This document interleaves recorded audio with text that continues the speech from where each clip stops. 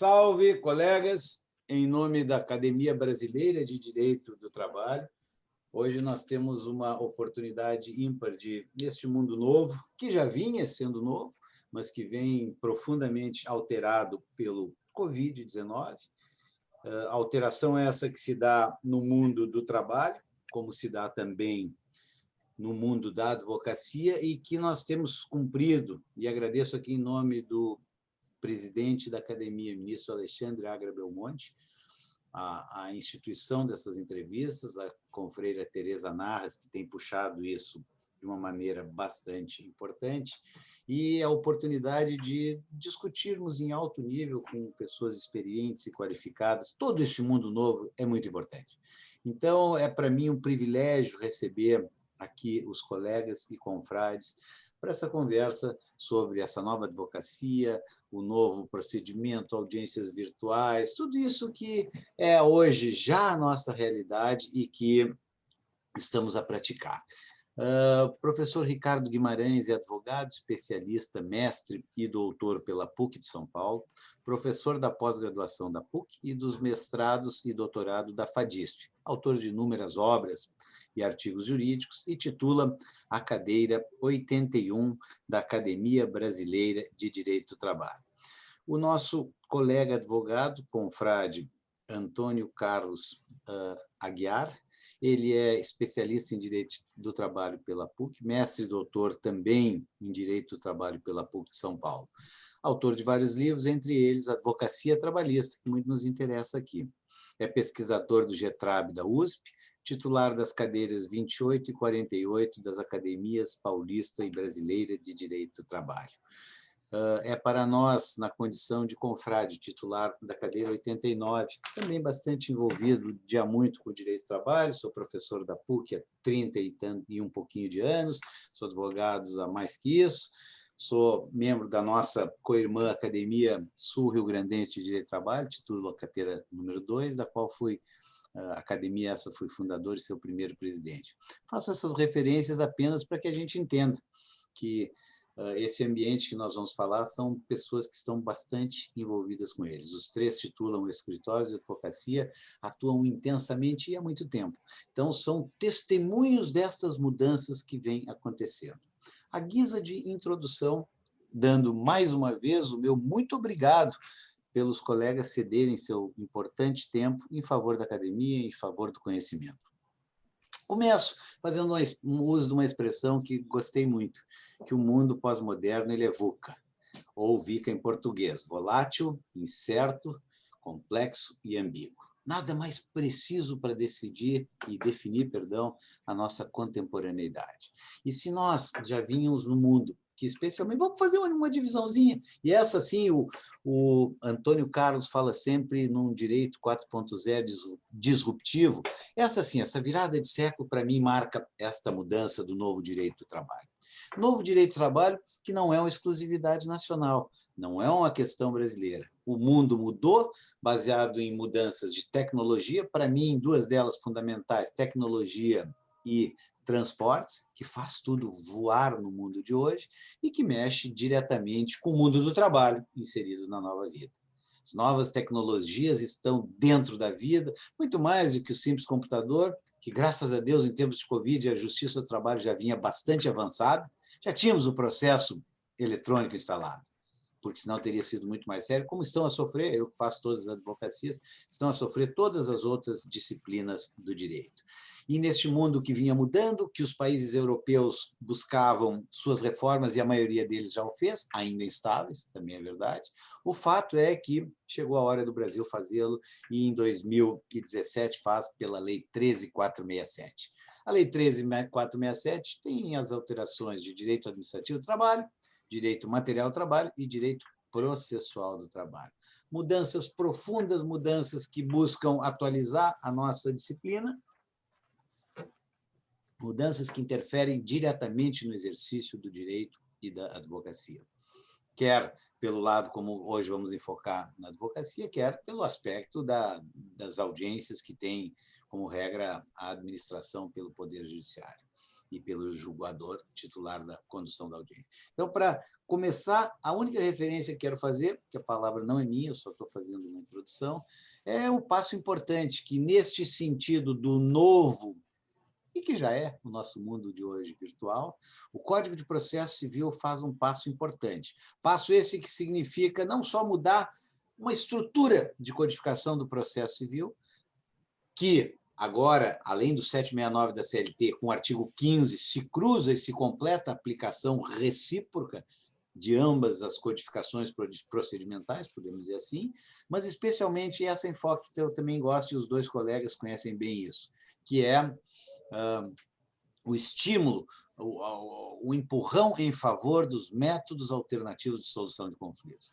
A advocacia mudou, o exercício profissional, para nós, 133 da Constituição, dispensáveis da administração da justiça, muda profundamente, porque muda o processo, muda a sucumbência, muda o direito material, mudam os instrumentos, um ponto que me preocupa bastante, porque nós estamos aqui, graças a eles, fazendo uma entrevista virtual.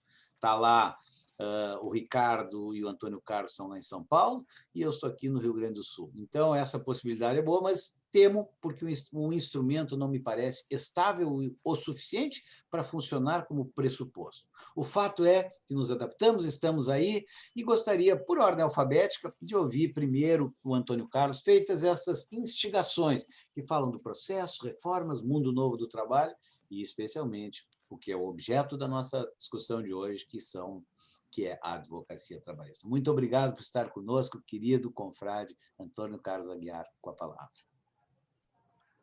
Bom dia, André, bom dia, Ricardo, meus queridos confrades e amigos, a quem eu me espelho profundamente na advocacia, né? Aliás, sou bem mais jovem que vocês, então estou me espelhando nisso.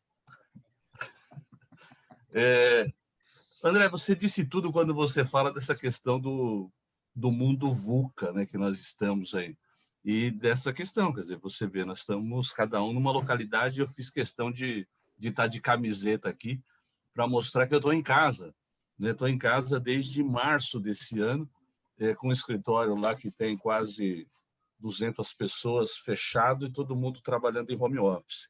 E por que eu estou falando isso logo do meu escritório? Para mostrar realmente a nossa realidade. Quando isso aconteceu lá em março, eu confesso para o amigo, confesso para todo mundo, eu vi que eu tinha que fechar o escritório fisicamente, um escritório aí tradicional, de 70 anos, tem 2 andares, não sei o quê. Eu falei, vou quebrar, estou quebrado. Quer dizer, como é que eu vou sustentar todo esse pessoal aqui com o escritório fisicamente fechado? E mesmo, e você sabe disso, que eu sou estudioso há muito dessa questão do direito digital, mesmo para mim, eu achava que isso poderia trazer realmente muitos problemas. E problemas no sentido até de quebrar mesmo uma instituição aí de longa data. E aí você verifica que não, quer dizer, você verifica que é possível a coisa colocar em prática. Então, eu, por exemplo, comecei a fazer reunião todos os dias com os sócios do escritório, para poder cobrá-los, para poder estabelecer metas, para poder controlar todas as finanças do escritório, novos negócios e assim por diante. Consegui, ou comecei, então, portanto, a ter mais contato do que eu tinha com o mundo normal, quer dizer, com o mundo, com a questão presencial, que não era presencial porque eu não os via todos os dias e comecei a vê-los todos os dias. Então, é isso que começa a gente ter uma visão diferenciada. E aí, para o advogado, principalmente do advogado do século XXI, a gente tem que entender muito mais do que realmente está acontecendo e sair daquilo que a gente foi preparado. Eu acho que as próprias universidades, você é um cara que há muitos anos dá aula, você sabe disso, aquela prática tradicional que a gente dava aula de pura e simplesmente ir lá e transmitir uma mensagem, o aluno absorver aquilo e achar que ela era suficiente, acabou. Né? O advogado, hoje em dia, ele tem que ter uma visão mais empreendedora, tem que ter uma visão de estratégia, uma visão de planejamento. Você falou muito bem do VUCA, mas a gente precisa pensar em outras coisas. Então, imagine no mundo hoje, onde você tem uma economia diferenciada, e aí a gente verifica, principalmente nós que somos do mundo do trabalho, como é que lida com isso. Então, você fala de Uber, uberização, aí busca a justiça querer enquadrar uma figura que não se enquadra como empregado, mas tem que ter, porque tem que buscar uma proteção mínima para o trabalhador, porque isso da essência do direito do trabalho. Nós precisamos entender que hoje eu tenho uma economia que é uma economia mais consciente, colaborativa, uma economia co-criativa, uma economia aí solidária, uma economia nessa questão de colaboração que trabalha com crowdsourcing. Ou seja, como é que a gente, crowdfunding, ou seja, os próprios sindicatos poderiam buscar novas formas de arrecadação. Ora, se a gente não entender esse novo universo, a gente não consegue mais advogar, a gente não consegue apresentar soluções diferenciadas e adequadas para o que está acontecendo. Né? Quando você falou da questão disruptiva, é uma verdade mesmo. As mudanças são exponenciais. Aquilo que, quando eu comecei a estudar direito, demoravam 50 anos para serem alterados, para ser alterado, hoje é alterado em questão de horas. Horas de ser alterado. Então, como é que a gente lida com isso? Então, a gente não pode ficar preso a esse passado e achar que isso é normal. Nós temos que estar abertos a isso. E aí o advogado ele tem que ter cada dia mais essa visão realmente de planejamento estratégico. Os próprios sindicatos, já que a gente sempre dá aula de direito coletivo, a gente fala sobre isso. Será que hoje eles estão realmente dentro do cenário, eles sabem da função que eles devem exercer, ou eles perderam força, por exemplo, para os coletivos sociais? Os coletivos sociais atropelam os sindicatos e, mesmo não tendo um reconhecimento institucional, legal, normativo, eles têm, na prática, uma função muito mais importante e representativa do que os sindicatos. E eu digo isso porque esse ano a gente verificou na prática isso. E instituições absolutamente tradicionais, como, por exemplo, para vereador. Você tem para vereador, onde qualquer um pode estudar a legislação eleitoral ou a própria Constituição Federal, sabe que o mandato de vereador é para uma única pessoa. E coletivos foram eleitos, coletivos sociais foram eleitos e vão exercer a vereança. Ou seja, é uma nova prática, mas não é legal. Não, está aqui, está sendo atropelado, que se altere a lei por conta das novas necessidades. E isso no direito do trabalho é muito mais, muito mais. Então, nós temos que trabalhar em cima disso.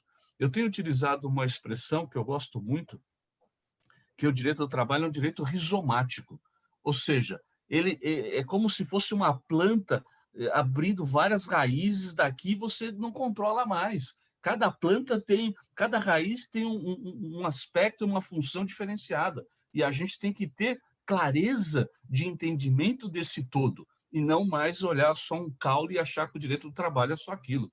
Ao contrário. Isso serve para todos os ramos de direito, principalmente para a gente que é advogado. Eu costumo sempre falar com o pessoal que trabalha comigo, para aluno, para amigos e tudo mais, que ao final do dia eu sou advogado. Eu não sou advogado trabalhista. Eu estou advogado trabalhista, mas eu não sou, eu sou advogado. E como ser advogado, eu tenho que ter essa visão multiforme, eu tenho que ter essa visão interdisciplinar para apresentar soluções diferenciadas. Quando você fala que nós somos do mundo VUCA, está exatamente disso, dentro de uma complexidade. Como é que eu posso dar uma solução linear, ou uma solução só numa visão fechada, se os problemas são complexos? Eles exigem também uma solução complexa que dá muito mais trabalho e muito mais estudo.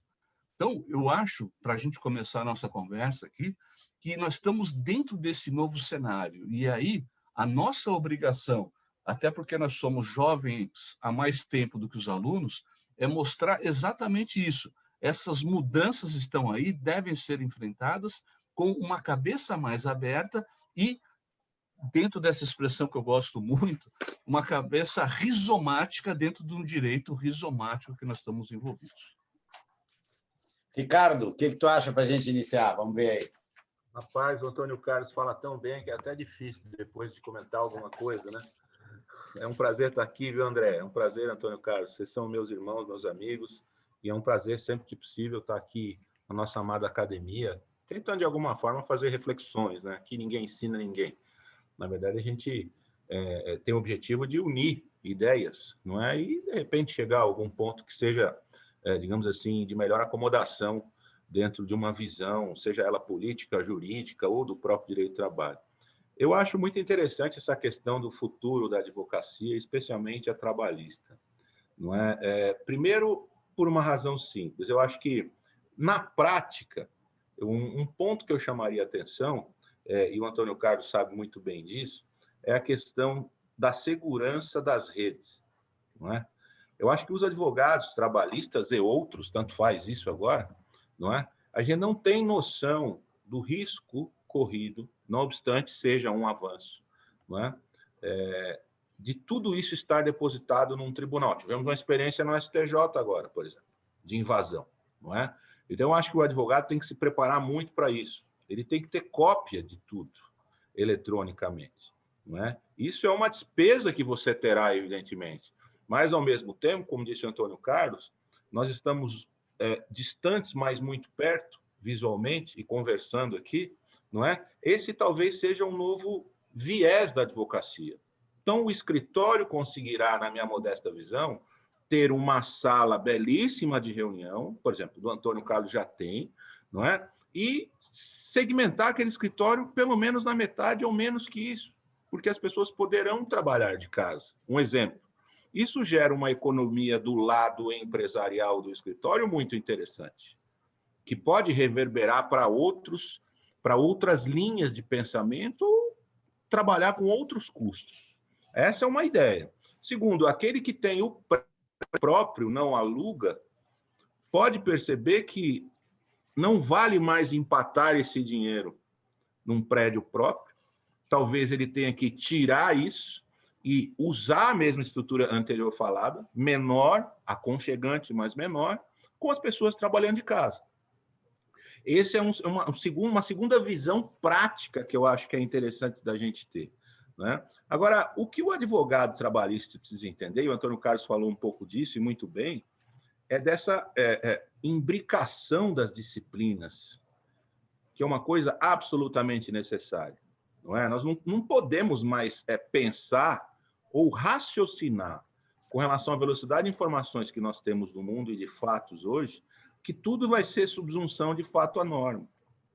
Não é? A hermenêutica será muito mais utilizada e tem que ser bem utilizada, até porque o advogado tem esse objetivo de convencer alguém, não é?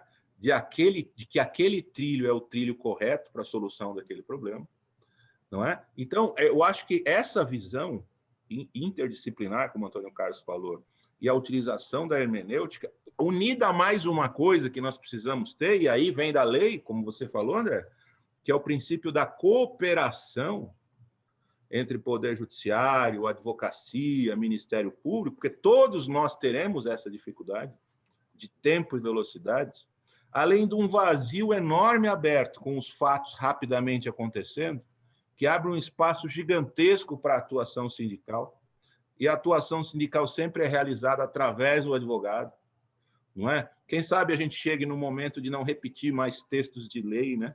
Não repetir mais a mesma convenção coletiva há 10 anos, só muda o reajuste salarial, não é? Quem sabe a gente consiga fazer valer aquele, além de outros direitos, né, da melhoria da condição social, da cabeça do artigo 7º, eu acho que seria muito interessante. Mas aí tem uma coisa que eu tive refletindo, andei lendo algumas coisas sobre, que eu acho que é muito importante o cuidado do advogado. Cuidado, não só do advogado, é que aqui nós estamos falando do advogado, não é? Trabalhista.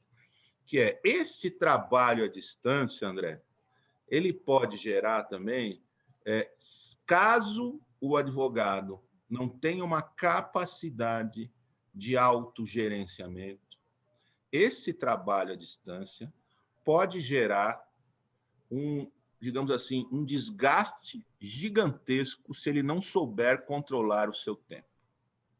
Porque eu estou em casa, mas eu estou com os filhos, eu estou com a esposa, mas pode ser que eu tenha que ficar 16 horas na frente do computador e não consiga autogerenciar o meu tempo. E não são todos que sabem fazê-lo. E aí, eu deixaria aqui até uma dica de um livro que li interessante sobre isso, que se chama O Círculo, do Dave Eggers, desculpe, que é um livro muito interessante, que conta a história de uma pessoa que entra numa empresa dessas mega ultra digitais, não é? E ela vai se envolvendo com aquela empresa de uma forma, e ao longo da obra você vê que ela simplesmente acaba perdendo a vida pessoal dela.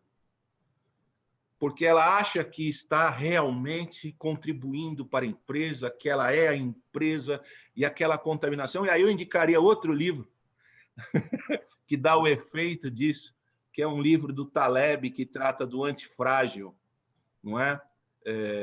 Quando ele trata sobre o caos. Esse livro é muito interessante, porque nós teremos advogados frágeis e advogados não frágeis.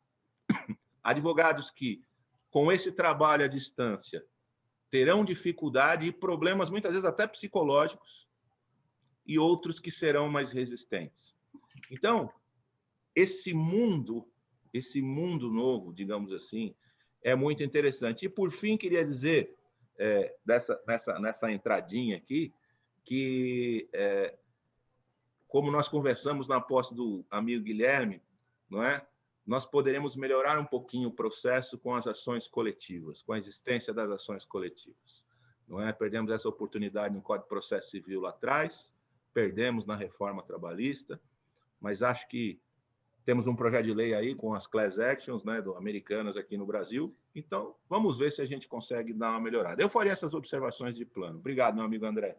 Pois bem, é maravilhoso conversar com colegas tão experientes e tão curiosos e estudiosos do tema. Tocam em pontos que eu realço. Primeiro, a interdisciplinariedade, a chamada unidade fundamental do direito. Eu não posso dizer que eu sou advogado trabalhista se eu não conhecer constitucional, imagina se eu não conhecer direito civil. Então, a interdisciplinariedade é um fato.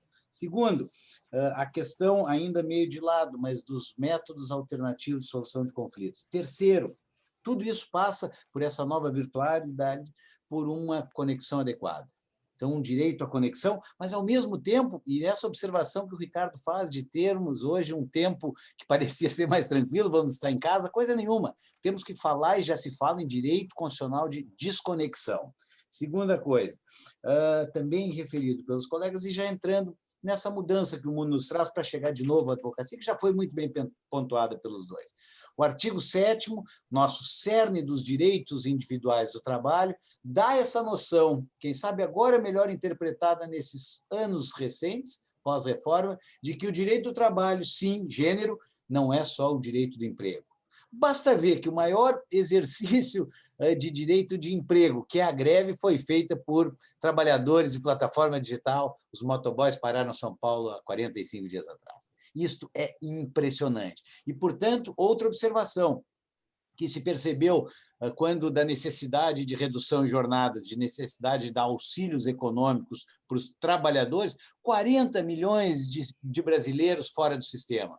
Será que essas pessoas não trabalham? Não tenho dúvida que trabalham e vivem do seu trabalho. Então, está em nós, nas nossas discussões, entender como é que nós fazemos para estender essa proteção para aquilo que já não mais vai ser a prova maior, a forma mais praticada do trabalho, que é o emprego, mas para as outras formas, eu chamo do resto do menu, o resto do cardápio de formas de trabalhar.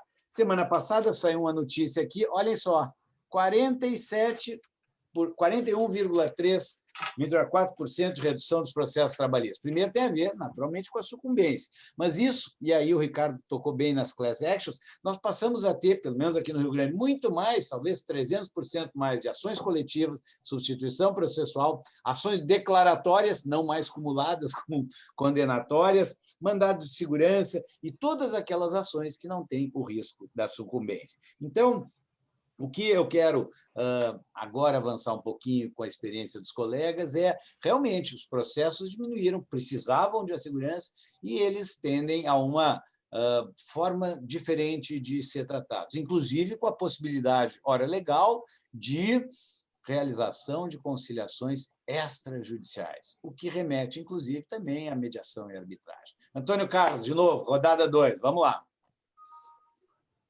Não, então... Você levanta um aspecto que vem ao encontro daquilo que realmente eu acredito. Essa história do artigo 7º é preciso. É que a gente aprendeu exatamente isso. O direito do trabalho é o direito do empregado, direito previsto na CLT, que, na verdade, hoje comporta menos do que 30% dos trabalhadores do Brasil. E os outros, né? Nós temos que buscar alternativas. E aí, essa questão me faz lembrar, e acho que uma das vantagens de você ficar mais velho é que você tem mais história para contar, né? No início de carreira, eu trabalhei no Sindicato dos Químicos do ABC, no sindicato ligado à CUT, final dos anos 80, começo dos 90, onde a situação do país era uma situação completamente diferente do que nós vivemos hoje. Era uma situação onde você tinha, além do desemprego, você tinha uma inflação galopante.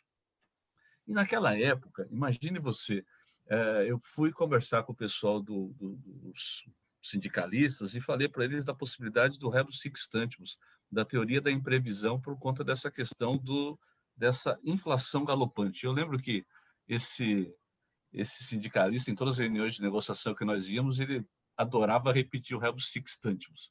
E a gente buscava, naquela época, independentemente do que estava previsto em lei, reajustes de salários quinzenais. Reajustes de salários quinzenais. Esse era o pleito. O que eu quero dizer com isso é que aquilo que hoje é absolutamente maluco de você falar, que não tem razão de ser você fazer um pleito desse que é totalmente desconexo que a gente vive na atualidade, era pertinente naquele momento. Porque as coisas se alteram e você tem que ter essa capacidade de discernimento e entendimento para o momento atual que você está vivendo. Então, o que acontece? Antes de entrar, ou até entrando já no que você está falando, quando eu vejo que o Ricardo, alguns exemplos que ele colocou, ele falou, olha, o advogado hoje tem que ter essa visão de segurança de redes, pensar na questão do prédio, se tem que ter um prédio próprio ou não, se vale mais a pena alugar. Eu, enquanto advogado, enquanto gestor, eu tenho que ter a questão do autogerenciamento, né? Ele até citou aquele livro Antifrágil, que eu citei até no discurso de posse, falei sobre isso, porque o antifrágil é além do resiliente, né? E aí ele fala também na questão de você, os livros que ele cita, todos os livros, nenhum deles é de direito, ou seja, olha a mentalidade do advogado do século XXI, muito mais aberto do que aquilo que a gente aprendeu na faculdade. O que ele está aqui de sistema de segurança, ninguém aprende na faculdade. De autogerenciamento, ninguém. Planejamento financeiro, organização, empreendimento, escritório, muito menos. E ele fala de formas alternativas de solução, que é o que você também disse, André. E aí o que acontece? Quando você faz uma faculdade de Direito, você aprende processo civil, processo penal, processo do trabalho, processo tributário. Você sai de lá, você quer colocar no pau, você quer brigar, você não quer buscar. Deixa eu É te a primeira coisa. interromper para lembrar que eu dou aula de processo civil também há muito tempo. Eu dou no 10º semestre as medidas de urgência cautelar, ou seja, eu afio todo mundo, deixo todo mundo saindo pronto para o litígio. Isso é uma loucura. Num país de 200 milhões, 205, temos 100 milhões de processos. Isso é uma coisa que não existe, não é possível, Antônio Carlos. É isso, André. Aí, se o aluno ele sai desesperado que eu quero colocar no pau. A primeira coisa que o cliente chega para ele e fala assim, não, eu preciso fazer um acordo. E ninguém ensinou para ele como é que negocia. Ele não tem a mínima ideia como fazer uma negociação. E é o que ele precisa fazer, né? E aí, essa visão, essas formas alternativas, como é que ele vai saber? E é isso que a gente precisa buscar, quer dizer, essas novas alternativas. Por isso que eu falei da história dos coletivos sociais, que o sindicato ele também precisa aplicar. Ricardo, e por isso que eu lembrei desse exemplo lá de 1980, 90, quando o Ricardo falou que os sindicatos precisam buscar outra coisa além daquilo que faz regularmente. Por meio de acordo coletivo de trabalho, dá para se fazer uma enormidade de coisas. Aliás, é possível, inclusive, trazer para debaixo de um acordo sindical esses trabalhadores de plataforma, porque eles são trabalhadores e não são empregados. O sindicato ele tem ampla liberdade para mudar o estatuto sindical deles. Dentro do estatuto, ele pode abarcar novas formas de trabalho. Eu acho que é nisso que a gente precisa começar a pensar. Lá eu faço parte da diretoria do Sindicato da Sociedade de Advogados, eu sou o diretor lá cultural, mas uma das coisas que eu tenho defendido é a gente buscar colocar debaixo desse acordo coletivo de trabalho os advogados que são associados, que não são empregados. Por que eu não posso trabalhar com uma coisa diferente? Ah, mas não tem a subsunção do fato à norma estrito sensu, como o Ricardo falou. Mas é isso, André, eu concordo com você. Vamos buscar essa questão aqui de hermenêutica dentro da nova realidade, dentro do que existe. Quer dizer, esse é o baita desafio que está colocado à nossa frente.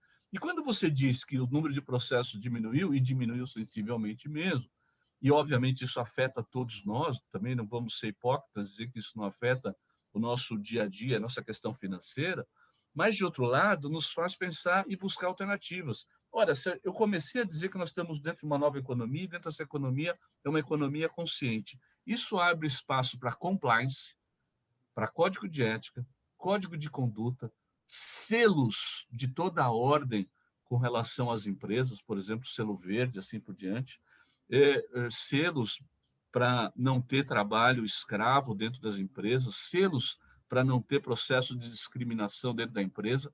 Ou seja, isso pode tudo vir dentro de um espectro linkado a um acordo coletivo de trabalho que pode criar todos esses selos, inclusive com comissões também multiformes para dar esse selo, que passam, inclusive, pelo empregador, pelo trabalhador e até por terceiros aí envolvidos em algum tipo de coletivo social. Ora, a partir disso, abre um caminhão de oportunidades para o advogado trabalhista, que vá atrás e buscar esse tipo de coisa. Perfeito, perfeito. Mais uma abordagem pontualíssima, Antônio Carlos, quem conhece o que está falando. Muito obrigado. Guima, o que tu acha dessa segunda rodada?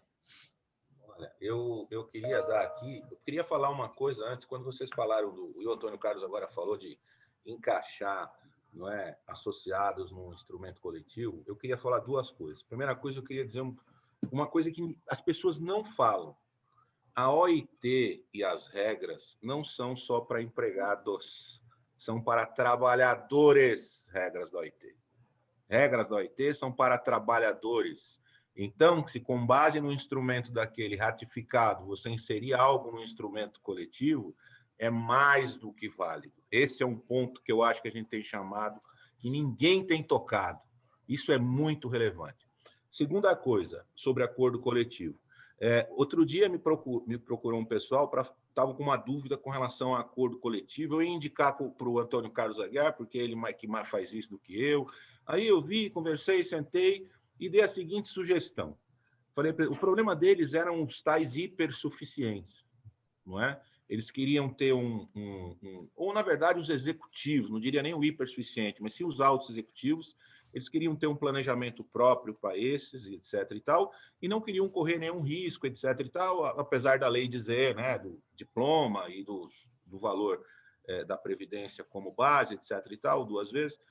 E eu disse a eles o seguinte, Antônio Carlos, falei para eles assim, olha, o acordo coletivo ele pode ser feito com a empresa ou com um setor da empresa. A direção da empresa é um setor da empresa.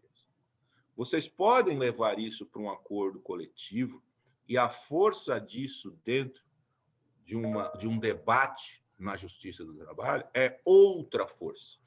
Sabemos nós que, pelo que até o Supremo Tribunal Federal diz hoje, não é?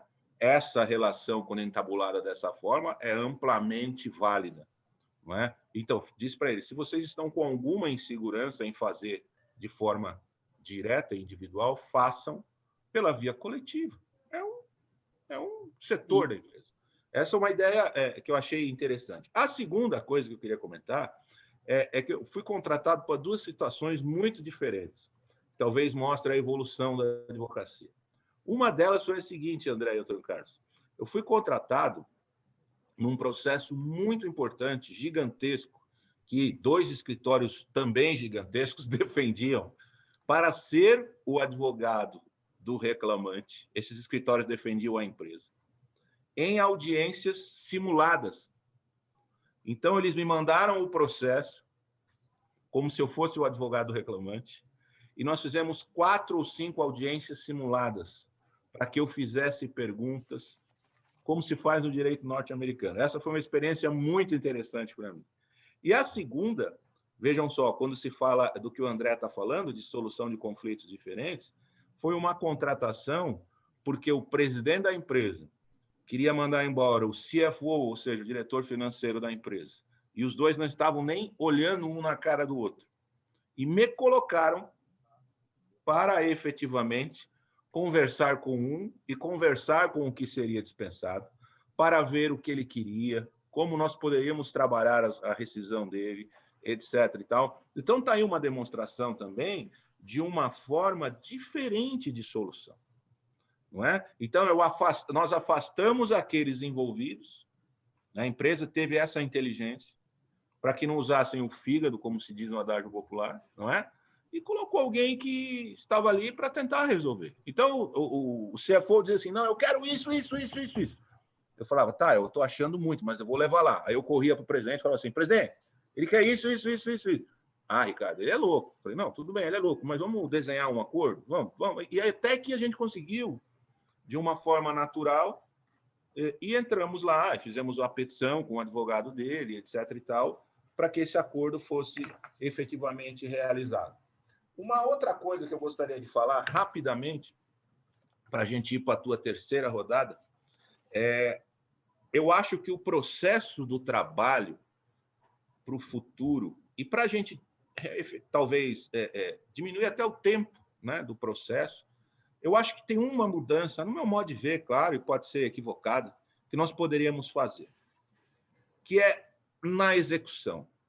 Eu queria perguntar para vocês se é ou não verdade que em 99% dos casos, quando se contesta o cálculo, os embargos à execução repetem a mesma petição de impugnação aos cálculos em regra, só que mudando de nome, não é? Então, eu acho que ali a gente poderia enxugar para um procedimento só. Claro que tem aqueles que dizem assim, não, então, mas o embargo à execução é mais amplo, então mantenha os embargos à execução e retire o anterior, não é? Ou então, não, mas aí vão substituir isso por mandado de segurança. Gente, não é todo mundo que faz mandado de segurança, e mandado de segurança é um remédio bem diferenciado, não é? Então, nós não podemos, por exemplo, essa questão da sucumbência foi substituída, em tese, algumas ações pelas declaratórias. O André mesmo disse isso, não é?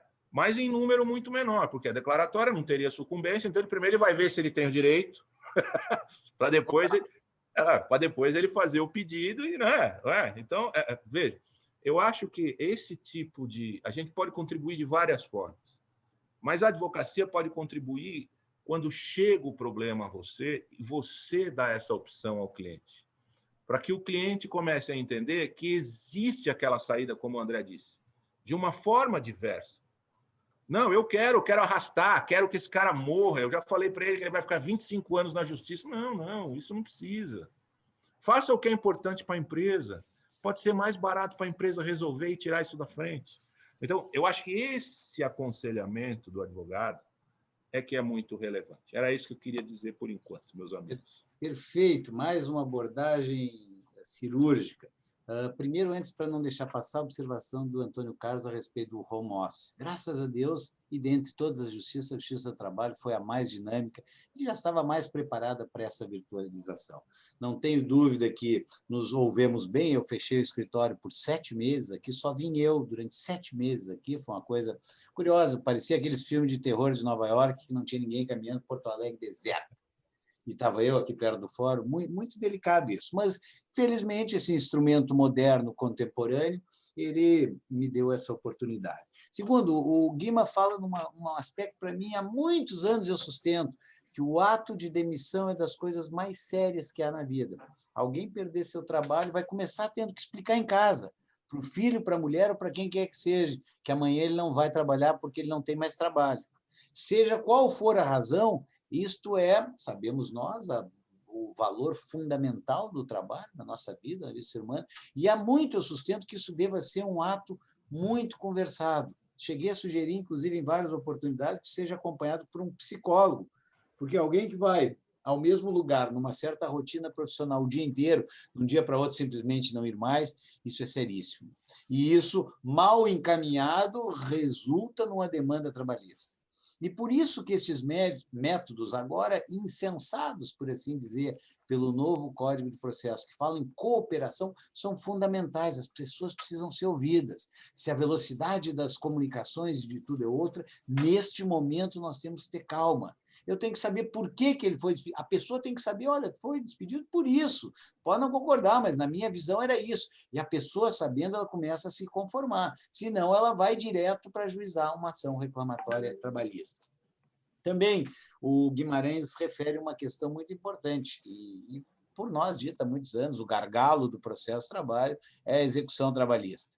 Eu não sei se não refletiu o suficiente sobre a tua sugestão, praticamente, mas eu acho que, olha, quando mais se reduzir os espaços de repetição de impugnações ou de contraditório, também vai avançando mais. Mas o fato é que nós temos um mundo diferente na advocacia. Essa observação, sabe que eu cheguei a pensar e discutir aqui no escritório, que é nossa obrigação, depois do novo CPC, e aí advogado trabalha com prova, fazer um documento para os clientes dizer assim, olha, antes de ajuizar a ação, antes de defender, eu disponibilizei, conversei e expliquei o que é mediação, conciliação e arbitragem, de modo a, aproveitando o multi-door system, o sistema das multiportas, dizer que, tia, não adianta nós brigarmos a vida inteira, isso é uma loucura. Ah, mas aquela frase, o que o judiciário decidir, nem que eu vá até o Supremo, aí eu cumpro. Mas que bobagem é essa? O conflito é meu, vou entregar um terceiro que faz bem seu papel, que eu assevero que aqui no Rio Grande são muito, e no Brasil inteiro são muito eficientes, dedicados, mas não há mágica com esse monte, esse grau de conflituosidade que nós temos na cabeça do brasileiro, com 100 milhões de ações, é impossível viver com isso. E não se diga também, como se diz, que nós, advogados, ganhávamos com isso. Ninguém aguenta, depois do terceiro ano, ver um processo de novo, vem um despacho qualquer, isso ainda não se resolveu. E hoje, eu acredito, acho que até andamos melhor. Nós estamos numa média, talvez, de 4, 5 anos. Eu comecei no escritório há 37, 38 atrás, com média de 15 anos do processo. Mas é um fato é que nós temos que chamar para nós a responsabilidade da solução dos conflitos. Não é delegar um terceiro, ou fazer chegar, e aí tem um papel do Supremo Tribunal Federal muito importante aí, que é chegar, discussão de briga de vizinhos, chegar no Supremo Tribunal Federal. Não, a Suprema Corte não é para isso. Antes de chegarmos à nossa última rodada, sobre estas observações ou alguma outra, Antônio Carlos, adiante. O que eu queria destacar, até em cima disso que vocês estão falando, essa questão das mudanças, né? Eu tenho até aqui uma colinha que eu queria destacar aqui. O telefone, por exemplo, ele demorou, e aí você está falando dos processos agora que estão demorando X tempo, ele demorou 75 anos para alcançar 50 milhões de pessoas. O rádio demorou 38 anos, a televisão 13 anos, a internet 4, o iPhone 3 anos, o Instagram 2 anos, o Angry Birds 35 dias e o Pokémon 15 dias para alcançar 50 milhões de pessoas. É nesse mundo que nós estamos envolvidos. Quer dizer, essas coisas que estão acontecendo. E aí, o exemplo que o Ricardo deu das audiências simuladas é muito bem sacado. O que você disse com muita propriedade com relação às mudanças, buscar aí até o psicólogo na questão de você das dispensas, nós temos que buscar um novo, né? E mesmo essa questão de processo, tanto processo trabalho, processo civil, não dá também para a gente ficar o tempo inteiro aguardando uma mudança em cima disso, né? Se você lembrar o tempo que demorou o código de 73 para ser alterado, pô, dá para esperar esse tipo de tanto tempo assim, né? A própria mudança agora na CLT, na reforma trabalhista, até hoje estamos ainda discutindo vários aspectos se são constitucionais ou não. Ou seja, tem que aproveitar o que já existe. E eu acho que muito pouco se fala, por exemplo, de negócio processual jurídico. Quer dizer, será que não é um caminho, uma porta dentro dessas várias portas abertas que você disse, a utilização do negócio processual jurídico? Quer dizer, eu acho que nós temos que buscar esses novos caminhos. E aí sim, a prática do advogado é excepcional. E nessa questão, eu insisto também da arbitragem, mediação, muito pouco utilizada. Aí sim, e aí concordo plenamente com o Ricardo quando disse que nós temos que ajudar os sindicatos, e somos advogados dos sindicatos, os sindicatos teriam um papel fundamental nisso, um papel importantíssimo. E como nós conhecemos a realidade, e quando você vai para o judiciário, o que para mim é muito claro, o judiciário ele conhece tudo aquilo que não deu certo, o que deu certo na prática ele não conhece, porque não chegou no judiciário. Exato, né? O que dá certo ele não conhece. Pô. Então nós temos que, a partir, em cima disso, pegar esse que deu certo e colocar em prática, buscar essas novas alternativas. E aí, eventualmente, vão diminuir os processos trabalhistas? Sim, vão diminuir. Mas, em compensação, o nosso trabalho técnico num processo trabalhista vai ser completamente diferente. E aí, utilizando, inclusive, as ferramentas. Eu vou fazer uma defesa, eu não vou fazer uma defesa pura e simplesmente, não que isso não seja importante, obviamente que é, mas com aspectos técnicos doutrinários. Eu vou atrás, e principalmente, de dados. Então, hoje já tenho jurimetria, não é mais feeling, eu tenho jurimetria para mostrar exatamente a capacidade de ganho e possibilidade de êxito naquele processo. Com esses dados de jurimetria, depois eu trago para a empresa e apresento um planejamento estratégico para alterar e modificar aquilo que está causando esse tipo de problema que vai para o judiciário. Ou seja, o meu trabalho enquanto advogado ele é muito maior, ele é muito mais complexo, eficaz e eficiente. Então, o momento é exato. Sem dúvida nenhuma, André. Sem dúvida nenhuma. Isso vai exigir cada dia mais a gente estudar, trabalhar e fazer essa leitura de todos esses livros novos e diferenciados que o Ricardo nos indicou e que não dizem respeito à questão pura e simplesmente jurídica. Ricardo, adiante. Eu tenho lido muito pouco sobre direito, para ser bem honesto.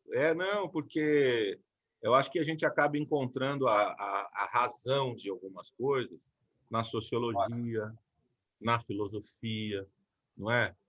Porque são, digamos assim, disciplinas que acabam nos trazendo um pouco mais para o chão, para a realidade, não é? Nos fazem pensar, nos fazem criar. E o advogado, como aquele que pede, seja pedindo pelo autor ou pedindo para que se resista ao pedido realizado, não é? Ele é o criador, não é? Eu até costumo dizer que a petição inicial é a petição mais difícil de ser elaborada porque ela sai do nada jurídico, não é? E ela tem que se comportar depois como algo pronto, acabado, e ela dará a estatura da sentença. A sentença não poderá ultrapassá-la. Então, o grande cuidado do advogado é a petição inicial, não é? Eu sempre costumo dizer isso. Então, o que me preocupa um pouco hoje, eu diria, são os robôs fazendo defesas. Eu acho que a tecnologia é muito interessante, mas eu acho que a gente está perdendo um pouquinho o charme da advocacia, sabe? Eu ainda sou daqueles antigos que acham bacana isso, não é? Não obstante, a gente tenha demandas iguais para empresas gigantescas que muitas vezes não vejo nenhuma dificuldade em utilizar os robozinhos lá que muitos escritórios têm utilizado. Mas, realmente, a gente não pode negar que acaba um pouquinho o charme da profissão do advogado, da advogada, de conhecer aquele ou esse processo. Esse é um ponto interessante.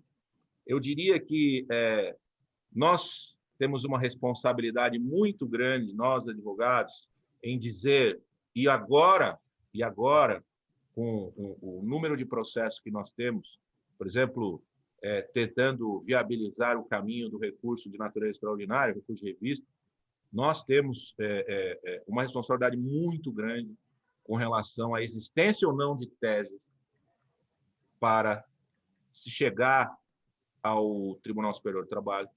Eu acho que não é todo o processo. Eu acho que o advogado tem a obrigação de dizer ao seu cliente: esse processo não tem tese.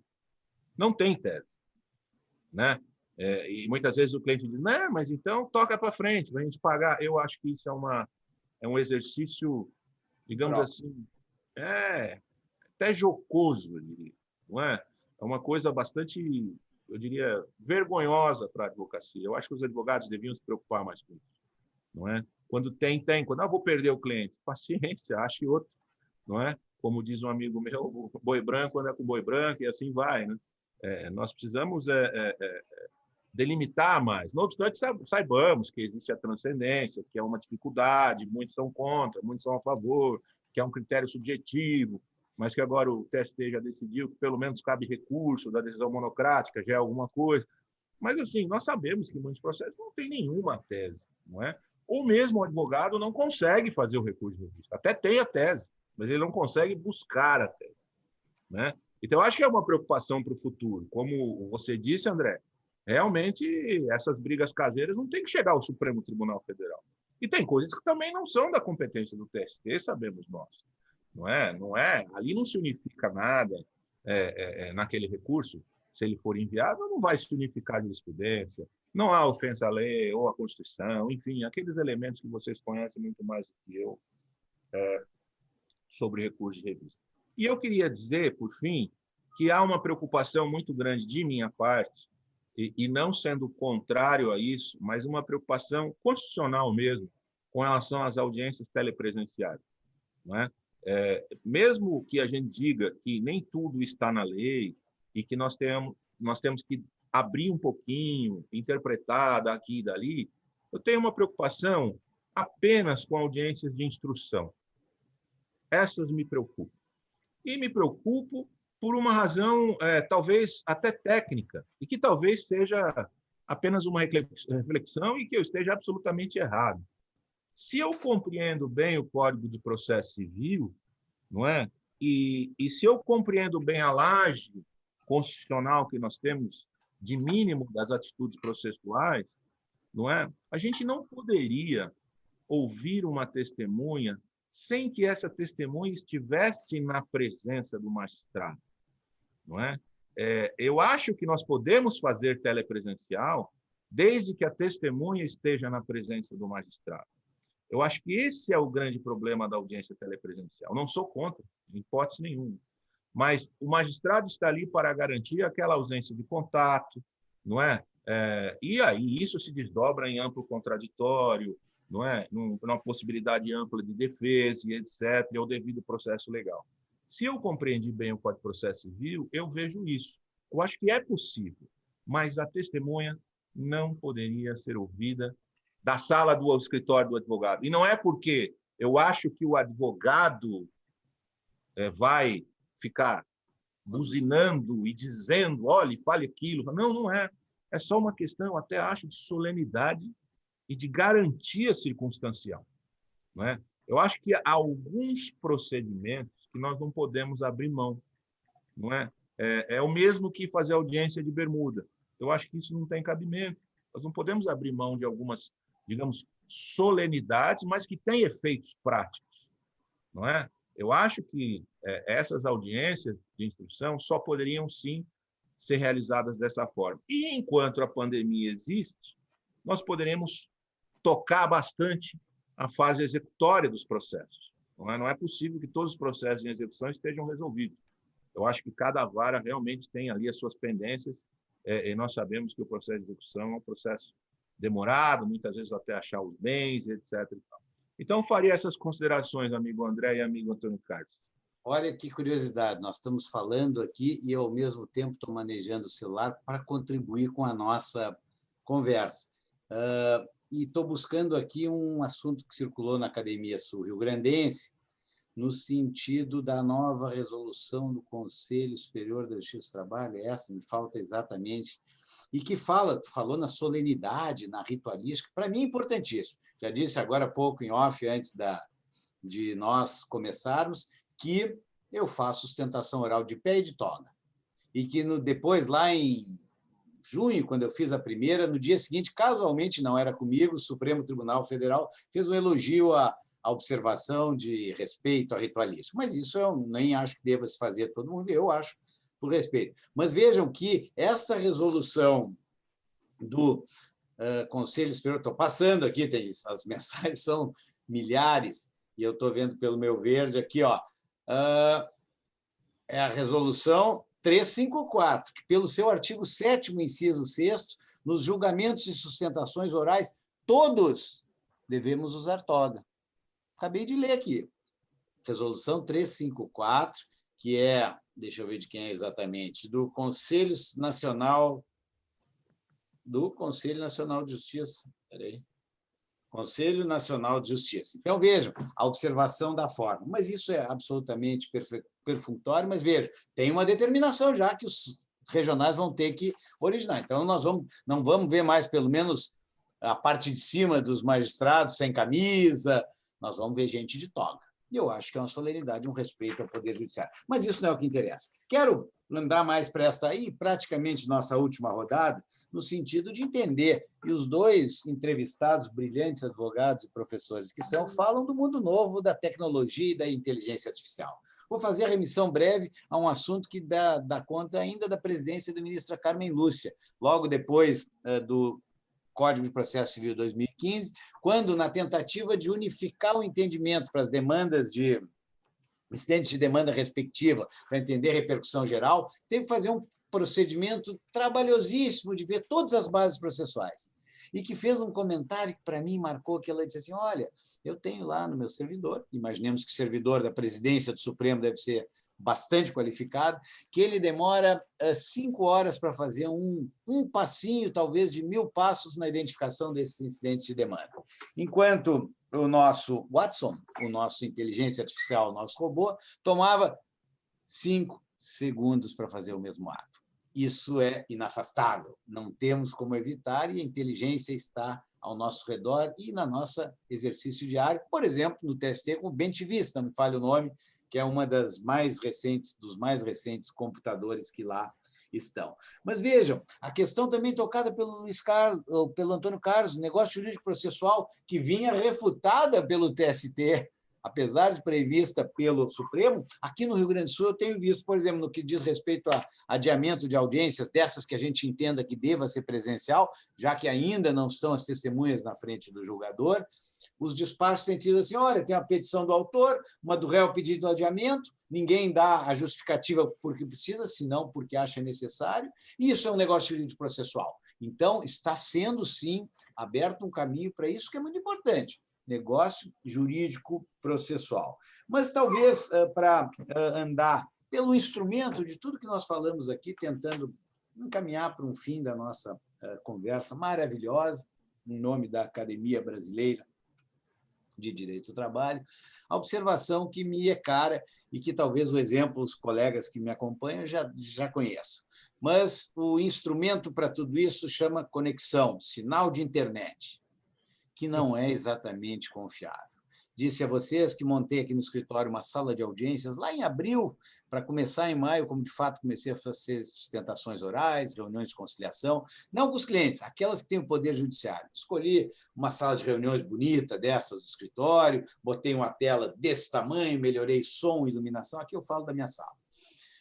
E, por cautela, coloquei lá 2 redes de internet, as melhores que tem em Porto Alegre. Eu estou no coração central do direito, aqui eu estou do lado do Foro, do lado da TRT, do lado da TRF, de todas as justiças, TJ, todos a menos de 2 quadras. Pois bem, primeira sustentação que fui fazer, e não foi ato único, eu já houve outras sustentações, pelo menos mais 3, que aconteceu a mesma coisa. 1h30 a gente entra na pauta, vou sustentar, doutor, seu processo é o 35. Tá bem, estou aqui esperando, acompanhando, vendo coisas boas, vendo coisas nem tão boas, vendo gente, às vezes, circular de cuecas pelas imagens. Isso são problemas, gafes contemporâneos, temos que entender. Cachorro latindo o tempo todo.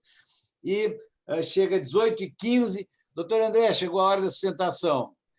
Em pauta o processo tal, muito obrigado, cai a rede. Que bom, ainda bem que eu coloquei 2.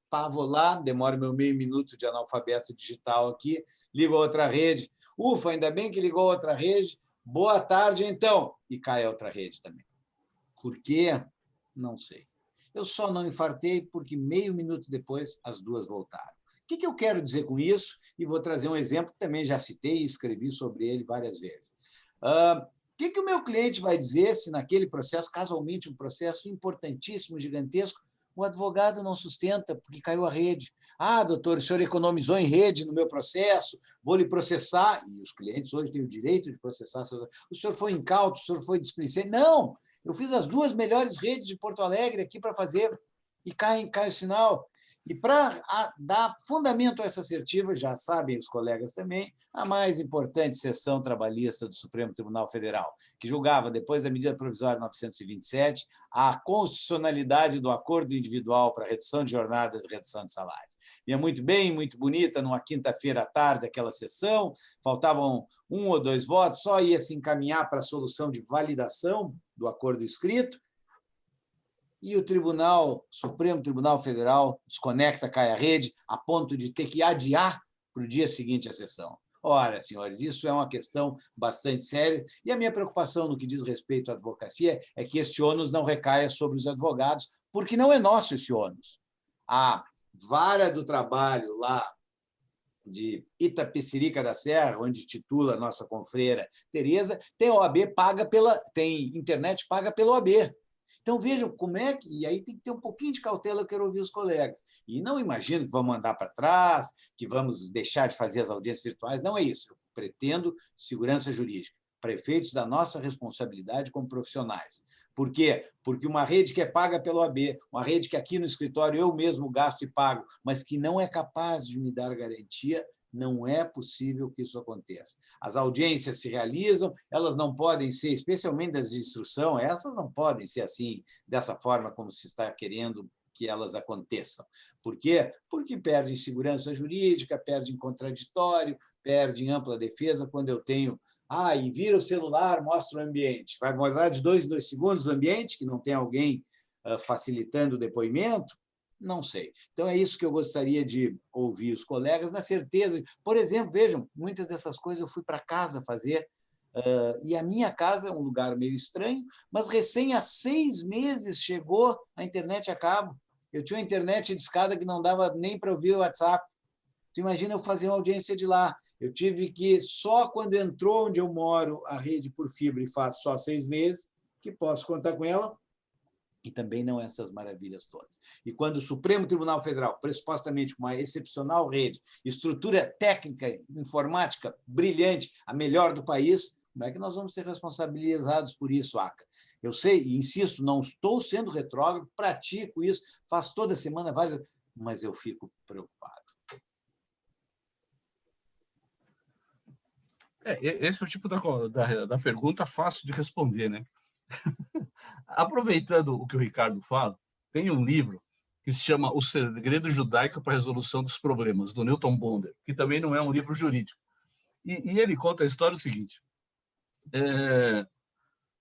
O Antônio, ele foi lá conversar com o Rabino. Aí ele chegou lá com o Rabino e falou assim, Rabino, vim conversar com o senhor aqui porque o Carlos falou isso de mim, aconteceu isso e tal, não sei o quê, mas na verdade, é essa aqui, Ao que a Rabina olhou para ele e falou assim, Antônio, você tem toda a razão.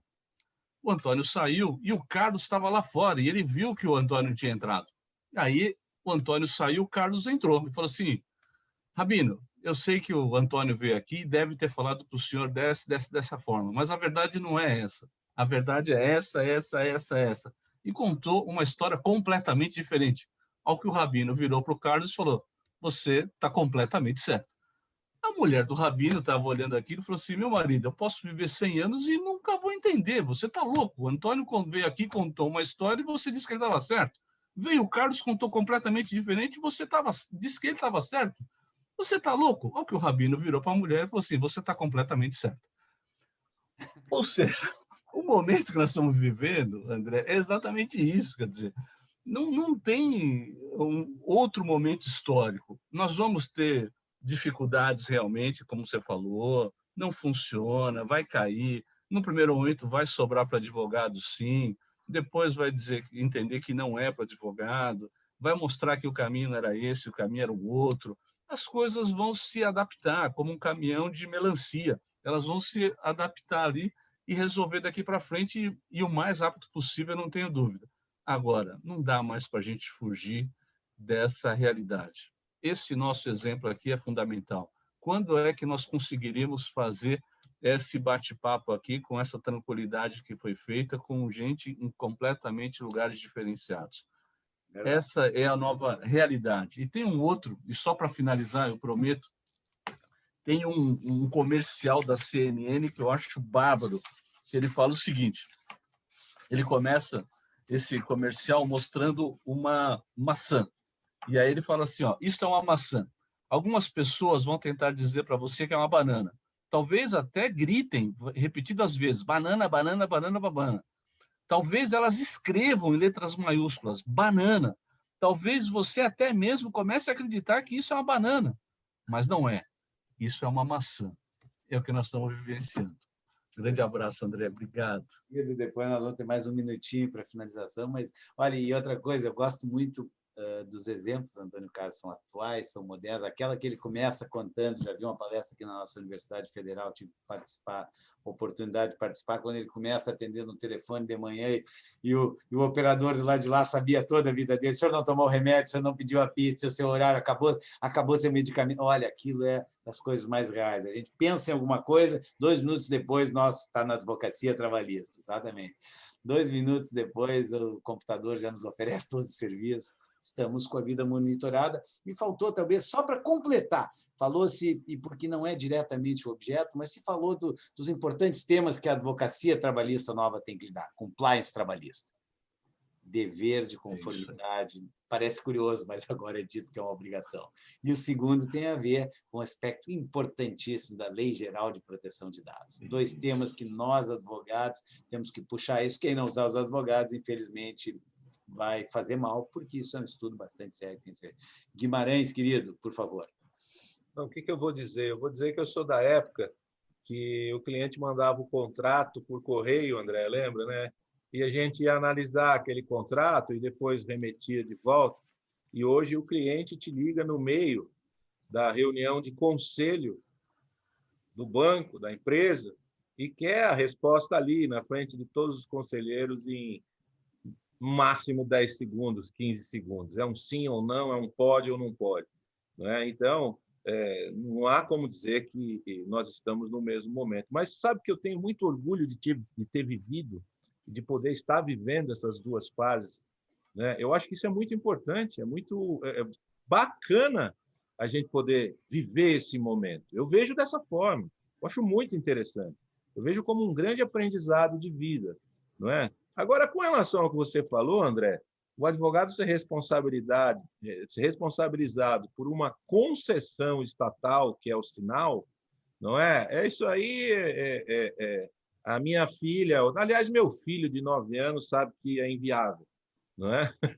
Até porque a concessão é dada sobre qual e que forma e de que modo, não é? Agora, evidentemente que a nossa dificuldade seria sempre comprovar que o sinal caiu ou não, não é? Porque aí nós teríamos que ter uma empresa tal qual a outra em conhecimento para fazer uma perícia e mostrar. Então, enfim, é uma conversa tão de maluco que a ideia é sempre dizer assim, olha, caiu o sinal. Eu não fiquei do meio-dia às 18 esperando para derrubar o sinal na hora. É evidente que o senhor tem que apregoar novamente no dia seguinte. Então, acho que essa sensibilidade da magistratura é extremamente necessária. É o princípio da cooperação que nós falamos. Não é? O advogado não vai ficar 5 horas na frente do computador esperando para sustentar e derrubar na hora de sustentar. Não é? Isso então, aí tudo bem. Se for questão de loucura, a gente também vai interditar a pessoa e vamos passar para a próxima. Mas no outro dia a sessão deve ser aberta, ou o telefonema para o seu escritório para saber o que aconteceu, o e-mail, né, que obrigatoriamente nós temos que cadastrar lá, para que a gente consiga compreender. Eu queria dizer que são muitos temas, a conversa sempre boa com você e com o Antônio Carlos. Eu quero agradecer demais à academia por essa oportunidade, a você, André, ao Cacá, meu irmão, que está em São Paulo também, em outro canto aí, sempre nos dando exemplos maravilhosos do dia a dia da vida. Dizer que eu estou firme aqui, tentando me reinventar, não é? Lendo bastante coisa diferente do direito, para tentar trazer para o direito alguma experiência que não seja tão pontual e procurando levantar a cabeça e olhar mais adiante. Obrigado, André. Olha, isso me faz lembrar, e já tão batido aquele exemplo, mas tão real, do copo com metade de água, em que o otimista diz, opa, tenho meio copo d'água, e o pessimista, só tenho meio copo de água. Então, isso é uma questão de postura, não só no direito, na advocacia, mas na vida. Nós temos o dever, nós que estamos aqui vestidinhos, sem passar frio, sem passar fome, nós temos o dever de ser exemplo para a sociedade nisso, quer na advocacia, quer em qualquer lugar. Tolerância, porque hoje nós estamos assim, com esse afastamento, isolamento social, passa para uma pessoa e diz bom dia, bom dia por quê? O que aconteceu? Nós estamos num grau de intolerância e nervos à flor da pele que é real. O assunto e conversar com os colegas foi simplesmente maravilhoso. Temos que nós podíamos conversar, quem sabe, um ano ininterruptamente. Pelo menos. E, portanto, temos um horário designado, nós nos separamos esse período de tempo para conversar, estamos aí pertinho da 1 hora, passamos um pouquinho, mas é para fazer o registro de agradecimento em nome da Academia Brasileira de Direito do Trabalho, que os confrades foram capazes de trazer luzes práticas, luzes realistas, fundamentadas sobre isso que é a nossa advocacia, que é o nosso dia a dia. Nós, indispensáveis à administração da justiça, temos o dever de cooperar, de abrir a cabeça, de ver esse mundo novo e tentar, ao invés de atravancar, de criar problemas, nós temos que ser causadores de solução. E tenho certeza que essa nossa conversa aqui serve muito para isso, que a gente levante a cabeça, como diz o Aca e como diz o Ricardo, olhe para frente, o mundo é outro, as soluções têm que ser outras, e só se a gente... Só tem uma certeza nesse mundo VICA, que somente parando, refletindo e estudando, nós temos chance de ter um mundo melhor. E a contribuição dos colegas nesta entrevista foi brilhante e agradeço mais uma vez em nome da Academia Brasileira de Direito do Trabalho. Muito obrigado, queridos. Foi um privilégio estar com vocês. Desejo um bom trabalho, um bom fim de ano e que a gente siga prospectando e tentando entender esse mundo novo, de boa fé, de boa vontade, que tenho certeza as soluções virão. Aquele copo vai transbordar já já, tá bom? Se Deus quiser. Um abraço, querido. Um abraço, Ricardo. um abraço, Aguiar. Um abraço, meus De amigos. coração, muito obrigado. Encerro aqui a nossa entrevista desta oportunidade da Academia Brasileira de Direito do Trabalho.